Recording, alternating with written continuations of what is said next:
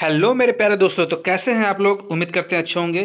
दोस्तों, आज 30 जुलाई है और मॉर्निंग असेंबली यानी प्रार्थना सभा में जो कुछ भी जीके न्यूज़ पूछे जाएंगे, पढ़े जाएंगे, आइए उस पे हम लोग चर्चा करते हैं। तो देर ना करते हुए शुरू करते हैं दोस्तों, चलिए। तो शुरुआत करने से पहले दोस्तों, हमारा आज का जो सुविचार है वो क्या है, ध्यान दीजिएगा।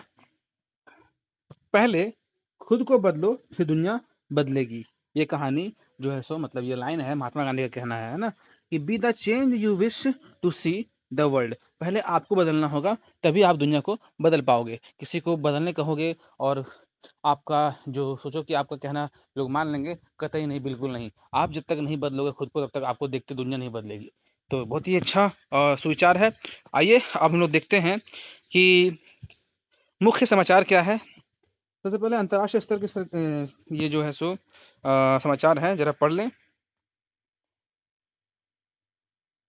अमेरिकी सीनेट ने रूस पर आर्थिक दबाव बढ़ाने के उद्देश्य से लिंडसे ग्राहम सक्सेसिंग रूस एवं ईरान एक्ट 2026 को भारी बहुमत यानी कि 86 से 12 प्रति प्रक्रियात्मक प्रक्रियागत है ना, मंजूरी दे दी है। इस प्रस्ताव के तहत रूस से कच्चा तेल और गैस खरीदने वाले देशों के उत्पाद का अमेरिका 100% तक टैरिफ जो होता है वो शुल्क लगा सकता है ना। अगर संदिग्ध में देखें तो क्या है, संक्षिप्त में देखें, कहने का मतलब, रूस से तेल गैस खरीदने वाले देशों पर अमेरिका सख्त, भारत चीन पर 100% टैरिफ की चेतावनी।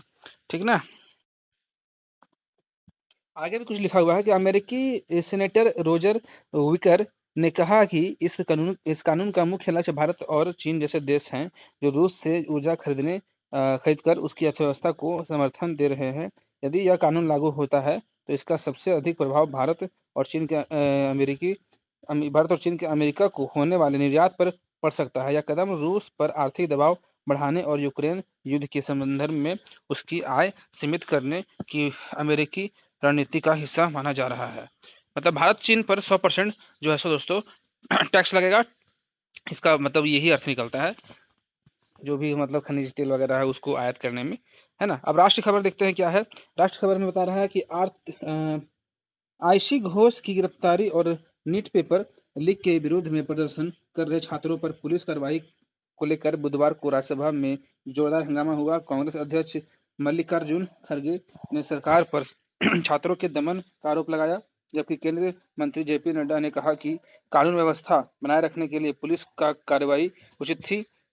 जो लोग कानून तोड़कर एक्टिविज्म करेंगे उन्हें कानूनी कार्रवाई के लिए तैयार रहना चाहिए। विपक्ष ने जेएनयू छात्र संघ की अध्यक्ष आईशी घोष की गिरफ्तारी के प्रयास और प्रदर्शन पर पुलिस कार्रवाई का मुद्दा उठाया। हंगामे के कारण राज्यसभा की कार्यवाही कुछ समय के लिए स्थगित करनी पड़ी। आईसी घोष की गिरफ्तारी पर राज्यसभा के में हंगामा, जेपी नड्डा बोले एक्टिविस्ट बनेंगे तो जेल भी जाना पड़ेगा। तो दोस्तों, जो भी मतलब ये प्रदर्शन में जो भी मतलब कहने का मतलब कानून को तोड़े थे, है ना, कानून को भंग किए थे, और जो भी प्राइवेट जो पब्लिक प्रॉपर्टी थी वो, है ना, वो सब पे जिन्होंने तोड़फोड़ किया उन सभी पे कार्रवाई हो रहा है दोस्तों। ये है इसका अर्थ। बाकी देखिए, अब आते हैं हम लोग झारखंड यानी कि राज्य स्तर की खबरें पे। तो क्या बोल रहा है, झारखंड सरकार और टाटा मोटर्स लिमिटेड के बीच जमशेदपुर में institute of driving training and research IDTR की स्थापना के लिए समझौता ज्ञापन पर हस्ताक्षर कर दिया गया है। मुख्यमंत्री हेमंत सोरेन ने कहा कि इससे राज्य में ड्राइविंग लाइसेंस की प्रक्रिया अधिक सरल, पारदर्शी और समयबद्ध होगी। संस्थान में आधुनिक तकनीक आधारित प्रशिक्षण उपलब्ध कराया जाएगा, जिससे युवाओं के रोजगार के अवसर बढ़ेंगे, कुशल चालक तैयार होंगे और सड़क सुरक्षा को भी मजबूती मिलेगी। टाटा मोटर्स के सहयोग से स्थापित यह संस्थान परिवहन क्षेत्र में उच्च स्तरीय व्यवहारिक प्रशिक्षण का प्रमुख केंद्र बनेगा। यानी कि टाटा मोटर्स और सरकार में समझौता हुआ है। टाटा मोटर्स क्या कर रही है दोस्तों, लोगों को ड्राइविंग लाइसेंस मुहैया कराएगी और ट्रेनिंग देगी हमारा जो है ड्राइविंग के मामले में, है ना। झारखंड में ड्राइविंग प्रशिक्षण को मिलेगा नया आयाम। जमशेदपुर में बनेगा आधुनिक, है ना, आईडीटीआर। ठीक ना, institute of driving training and research का बन रहा है जमशेदपुर में। आइए अब खेल जगत से देखते हैं, खेल जगत से क्या है दोस्तों।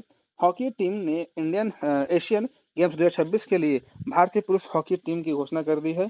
टीम की कमान एक बार फिर स्टार खिलाड़ी हरमनप्रीत सिंह को सौंपी गई है। और भारत 2023 एशियन गेम का स्वर्ण पदक विजेता और मौजूद चैंपियन है, इसलिए इस बार भी भारतीय टीम पर अपने खिताब की रक्षा करने की बड़ी जिम्मेदारी होगी। एशियन गेम्स 2026 हरमनप्रीत सिंह की कप्तानी में एशियन गेम 2026 के लिए भारतीय हॉकी टीम का ऐलान, खिताब बचाना उतरेगा भारत, है ना, बचाने उतरेगा भारत। अब शिक्षा जगत से क्या खबर देखिए जरा। भारतीय सेना ने शॉर्ट सर्विस कमीशन एसएससी, जज advocates general JAG, entry scheme 125वें कोर्स के लिए ऑनलाइन आवेदन प्रक्रिया शुरू कर दी है। इच्छुक और पात्र अविवाहित पुरुष और महिला लॉ ग्रेजुएट उम्मीदवार 17 अगस्त 2026 तक भारतीय सेना की आधिकारिक वेबसाइट के माध्यम से आवेदन कर सकते हैं। आवेदन के लिए उम्मीदवार के पास किसी मान्यता प्राप्त विश्वविद्यालय से एलएलबी में कम से कम 55% अंक होना आवश्यक है। साथ ही क्लैट पीजी 2026 परीक्षा में शामिल होने अनिवार्य है और चयनित अभ्यर्थियों को भारतीय सेना की लीगल ब्रांच में एसएससी अधिकारी के रूप में सेवा करने का अवसर मिलेगा। भारतीय सेना में लॉ ग्रेजुएट के लिए भर्ती शुरू हो गई है, जेएजी एंट्री, और 2026 में आवेदन 17 अगस्त तक रहेगा दोस्तों। चलिए अब हम लोग आते हैं क्वेश्चन आंसर में, जीके में, है ना। तो हमारा 1 to 5 के लिए सवाल जो है दोस्तों, उसको हम लोग पहले चर्चा करते हैं। पहला सवाल है, बुझो पहेली। परत परत कपड़े पहनूं, कांटों में तो आंसू निकलाऊं, ना फल हूँ ना फूल हूँ, फिर भी सब्जी में जान हूँ, सब्जी में जान हूँ। अच्छा, बिना मेरे सवाल अधूरा, बताओ मेरा नाम क्या है? तो प्याज, ठीक ना। चलिए, थोड़ा अजीब लिखा हुआ है। दूसरा सवाल क्या है कि हमारे शरीर में कुल कितनी इंद्रियां होती हैं दोस्तों? तो 5 होती है, ठीक ना। सवाल नंबर 3 है कि पानी कितने डिग्री पर जमता है? तो 0 डिग्री सेल्सियस पर जमता है, यानी कि बर्फ बन जाता है ना। सवाल नंबर 4 है दोस्तों कि हमारे शरीर में सबसे मजबूत हड्डी कौन सी होती है दोस्तों? जबड़े की हड्डी, ठीक। हमारा 5वां प्रश्न है कि 3 अंकों की सबसे छोटी संख्या और 2 अंकों की सबसे छोटी संख्या में कितना अंतर होगा दोस्तों? तो 90 होगा, ठीक है। इसको आप लोग याद रख लें।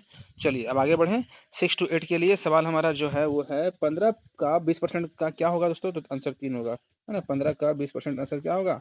3 होगा, है ना। 0 0 काट दो, 2 5 10, 5 3 15, 3 होगा। तो ठीक है। नेक्स्ट सवाल क्या है दोस्तों? यूएनओ का फुल फॉर्म क्या है, पूरा नाम? तो United Nations Organisation, United Nations Organisation, ठीक ना, यूएनओ। चलिए हमारा सवाल नंबर 3 है, डिसिप्लिन का हिंदी अर्थ क्या होता है दोस्तों? तो अनुशासन। सवाल नंबर 4 है, एक समकोण में कितने डिग्री होते हैं? तो 90 डिग्री। हमारा 5वां सवाल है, कर्म करो फल की चिंता मत करो, किसने कहा है? तो श्री कृष्ण। कहाँ कहा है? भगवद गीता में, ठीक ना। चलिए दोस्तों, ये हमारा 1 to 5 खत्म हो गया। ये 6 to 8 था, सॉरी। अब चलेंगे 9 to 12। देखो 9 to 12 में क्या है दोस्तों कि भारतीय राष्ट्रीय कांग्रेस में पहली महिला अध्यक्ष कौन थी? तो क्या है? Annie Besant. भारतीय राष्ट्रीय कांग्रेस में सबसे पहली महिला जो अध्यक्ष के रूप में थी वो एनी बेसेंट थी, ठीक ना। नेक्स्ट सवाल है कि वर्तमान भारतीय संसद का निर्माण किस आकार में किया गया है? तो त्रिभुजाकार। अभी का जो वर्तमान में जो हमारा हुआ है संसद का वो निर्माण, वो त्रिभुजाकार है, ठीक ना। चलिए नेक्स्ट सवाल है कि भारत में क्षेत्रीय ग्रामीण बैंकों की स्थापना सर्वप्रथम किस वर्ष की गई थी? तो 1975 में, ठीक है। तो दोस्तों हमारा नेक्स्ट सवाल है, पृथ्वी पर सबसे बड़ा महासागर कौन सा है? तो प्रशांत महासागर। और हमारा आखिरी प्रश्न है कि 1 MB में कितने केबी होते हैं? 1024 केबी, ठीक ना, मतलब 1024 केबी। चलिए आज का महत्वपूर्ण दिवस दोस्तों 30 जुलाई है, और इस दिन जो है विश्व मानव तस्करी विरोध दिवस जो है सो मनाया जाता है। और ये तो मानव तस्करी का उद्देश्य, मतलब ये 30 जुलाई को मानव तस्करी विरोध दिवस मनाया जाता है, क्योंकि हमारे मानव तस्करी के प्रति जागरूकता बढ़ाना, पीड़ितों के अधिकारों की रक्षा करना तथा इस अपराध को रोकने के लिए ये वैश्विक सहयोग को प्रोत्साहित करना, इस दिवस की घोषणा संयुक्त राष्ट्र महासभा में 2013 में की गई थी, ठीक ना। आगे बढ़ते हैं। आगे हमारा जो है so word of the day जो दोस्तों नाम है वर्ड का, ये रिसाइलेंट, है ना। रिसाइलेंट मतलब लचीले, है ना। रेसिलियंट है, रेसिलियंट, रेसिलियंट है, रेसिलियंट। थोड़ा सा प्रोनाउंसिएशन देख लीजिएगा, रेसिलियंट है मतलब लचीले। आगे बढ़ते हैं। तो क्या bamboos trees are resilient in strong winds, मतलब बांस के पेड़ तेज हवा में लचीले रहते हैं, है ना। और प्रेरक प्रसंग थोड़ा सा पढ़ लेते हैं, इससे हमें सीख मिलती है। कक्षा में टेस्ट था, रिया ने, मतलब कहानी का नाम है नकल का नतीजा। कक्षा में टेस्ट था, रिया ने पढ़ाई नहीं की थी, उसने सोचा कि आयुष से नकल कर लूंगी। उसने आयुष की कॉपी देखकर सारे जवाब लिख लिए। रिजल्ट आया तो आयुष के 10 में 2 नंबर आए थे और रिया के भी 2 नंबर आए थे। तो टीचर ने पूछा, रिया आयुष से नकल क्यों की? तो रिया बोली, मुझे लगा वो होशियार है। टीचर हंसे, बेटा नकल करने से पहले ये तो देख लेती कि जिससे तुम नकल कर रही हो वो खुद से आता है या नहीं। चलो बहुत अच्छी बात है। इससे आपको सीख मिलता है दोस्तों, कभी आप नकल ना करें। आप सोच रहे हैं कि मेरा आगे वाला दोस्त, मेरा आगे वाला जो बैठा हुआ है वो काफी ज्यादा होशियार है, उसका आप चीज़ छाप लेते हैं, है ना, तो जरूरी नहीं है कि वो तेज होगा। और आखिरी जो है, खुद की मेहनत का कोई तोड़ नहीं। नकल के से पास भी हो जाओगे तो कोई ज्ञान नहीं मिलेगा। तो दोस्तों आज का जो है सो ये सेशन यही द एंड करते हैं, और फिर मिलेंगे हम लोग कल नए वीडियो में। तब तक के लिए थैंक यू। चलिए दोस्तों।